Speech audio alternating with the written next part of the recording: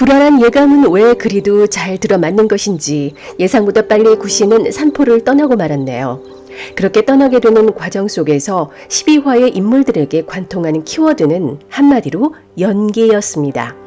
행복한 척하지 않는다, 불행한 척하지 않는다, 정직하게 보겠다는 해방클럽의 강령처럼 연기하지 않는 게 얼마나 어려운가를 보여주는 한 회였습니다.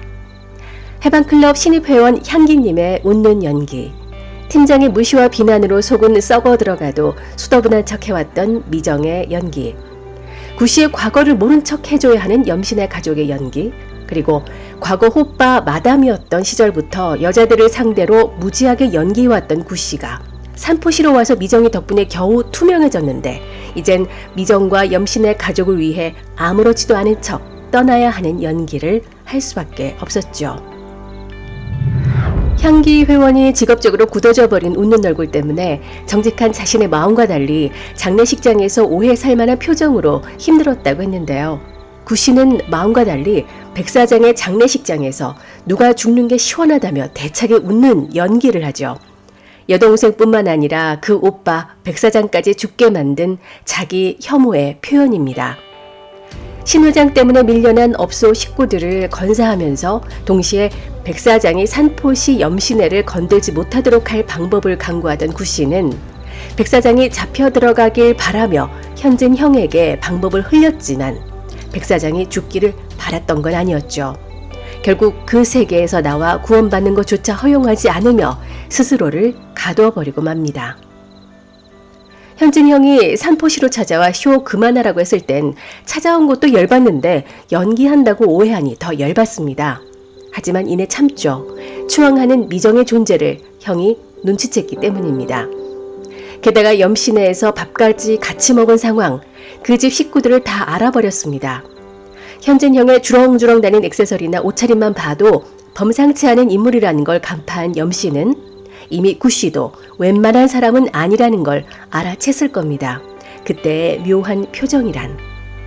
게다가 창희가 분수도 모르고 몰고 다니던 비싼 외제차가 구씨 것이었다는 사실을 알고 난 후 몇 억짜리 남의 차를 왜 몰고 다니냐며 창희에게 화를 내죠. 그때 구씨 듣는다며 배려심 많은 엄마도 아무 일 없는 척 연기합니다. 모두 구씨 앞에서 모른 척 연기를 하죠. 잡고는 싶은데 막내딸의 남자친구로 삼기엔 불안하고 사람은 괜찮은데 어디까지 믿어야 할지 모르겠는 아버지. 구씨 말대로 어떻게 살았는지 상관없다고 어떻게 사는지도 상관없는 건 아니기 때문입니다. 염씨는 구씨에게 이것저것 가르쳐주면서 경영 승계를 노렸었는데 그만두려고 하는 염씨를 붙잡을 수 없었습니다. 그래도 다시 돌아가려는 모습이 개운치 않다는 것을 알아차리고 아니다 싶으면 다시 돌아오라며 받아주겠다고 말하죠.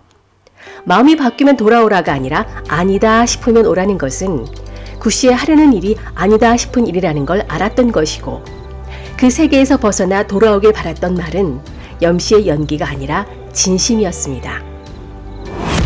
끝까지 구씨 앞에서 연기하지 않은 사람은 미정이었죠. 구씨 앞에서 마음의 소리를 그대로 내지르는 미정은 어떤 인간을 잡아먹고 싶다고 하죠. 바로 구씨. 너무 사랑스러우면 주물러 터뜨려서 잡아먹고 싶다고 하는데요. 듣기에 따라 무시무시하지만 그 말 이해되시지 않나요? 너무 귀여워서 깨물어주고 싶은 거 있잖아요. 그 장면에서 잡아먹기 때문에 이름을 지어주지 않는다고 했던 염소 생각이 났습니다. 만약 구씨의 이름을 새로 지어주고 불러줬다면 어땠을까? 안 잡아먹을 테니 여기 있으라고 미정이가 떼를 쓰며 붙잡았을까요? 구씨는 미정에게 떠나겠다는 일방적인 통보를 하죠. 아무렇지도 않은 듯 술병을 치우는데 욕하고 싶으면 욕해라. 화 안 나냐? 내 인생 괜찮다며 위약을 떱니다. 그런데 미정은 솔직합니다. 화나지 않는다. 서운하다. 모르지 나중에 화날지도. 화도 내지 않고 그저 투명한 미정을 보는 구씨는 걱정이 듭니다. 화가 납니다. 추앙 해방 같은 평범하지 않은 거 말고 남들과 같은 욕망으로 오빠처럼 비싼 유모차 끌고 다니라고 하는데 미정은 딴소리하죠. 업을 거라고. 1살짜리 구씨를 업고 다니고 싶다고. 정말 평범하지 않은 미정이 끝까지 구씨를 추앙 우쭈쭈 마리아 같은 사람이 되고자 합니다. 그런 미정이 때문에 구 씨는 눈이 그렁그렁합니다.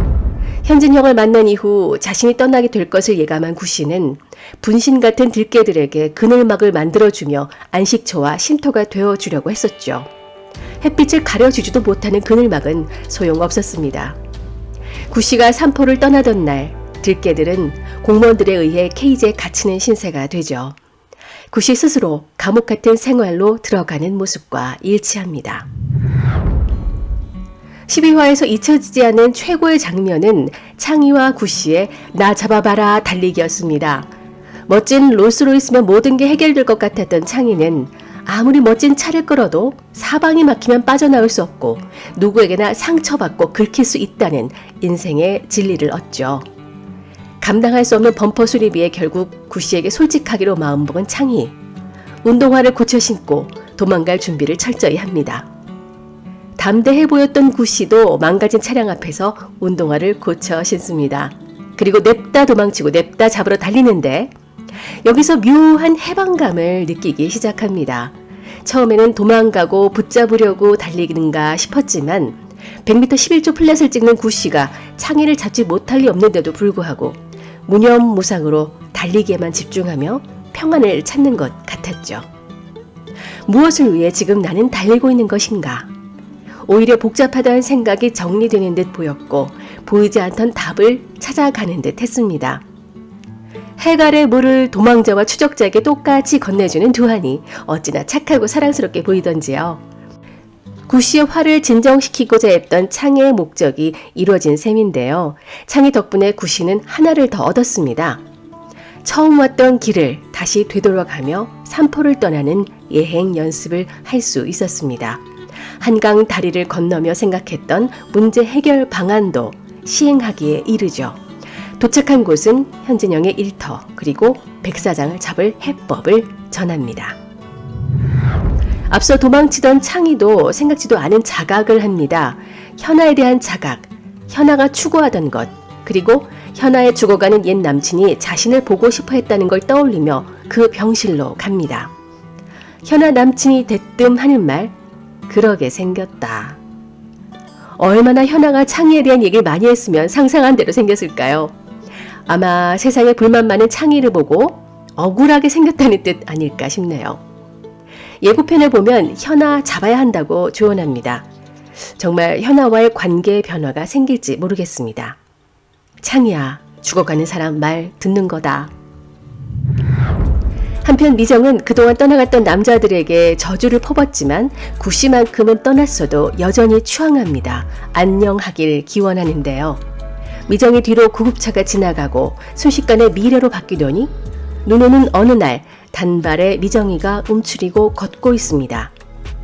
아마도 2022년의 새해 첫날 구 씨가 홀로 클럽 밖으로 나왔던 그 시간으로 이동한 걸로 보이는데요. 둘이 다시 만나게 될 거라는 희망이 보입니다. 하지만 그때까지 한 번도 만나지 않는 건 아닐 것 같아요. 예고편에 구 씨의 해방 음식, 고구마 줄기 김치가 드디어 등장했기 때문이죠. 행복해지고 싶은 욕망을 채울 수 있는 구 씨만의 힐링 음식이자 산포로 다시 가보게 될 구실이 될 수 있는 반가운 음식이죠. 한편으로는 이 반찬을 대접해주던 어머니의 건강이 염려되기도 합니다. 미정이 옆을 지나가던 구급차가 내내 마음에 걸리네요. 코트장인 구 씨가 지하철을 타는 모습, 그리고 어둠 속에서 미정이를 부르는 목소리가 구 씨라면 미정과 구 씨의 만남이 조만간 성사될 것 같습니다. 그리고 언제나 투명한 기정이가 차 태워다 주겠다던 태훈의 말을 거절한 걸 후회하며 머리 굴리다가 나온 오타. 다음에 우리 꼭 타요를, 다음에 우리 꼭 자요로 말해버렸는데요. 미정이가 그랬잖아요. 말하면 그대로 이뤄진다고. 뱉은 말이 그대로 이뤄지길 바랍니다. 일주일을 또 어떻게 견뎌야 할까요? 추앙하는 하루 보내시고 해방되는 주말 맞이하세요. 지금까지 나의 해방일지 윤작자였습니다. 구독, 좋아요, 공유 부탁드립니다.